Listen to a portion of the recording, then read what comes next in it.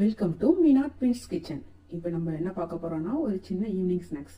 அதுக்கு தேவையான பொருள் அவல், வேர்க்கடலை, நெக்ஸ்ட்டு வெள்ளை கலர் எள்ளு, நாட்டு சர்க்கரை.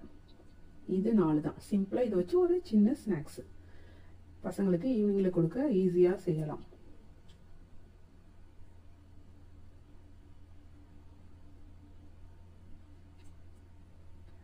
எல்லாத்தையும் ஃபஸ்ட்டு 1 by 1 நம்ம என்ன பண்ண போகிறோம், வறுத்து எடுக்க போகிறோம். ஃபஸ்ட்டு அவலை போட்டு நல்லா கலர் லைட்டாக சேஞ்ச் ஆகிற அளவுக்கு வறுத்து எடுத்துக்கணும்.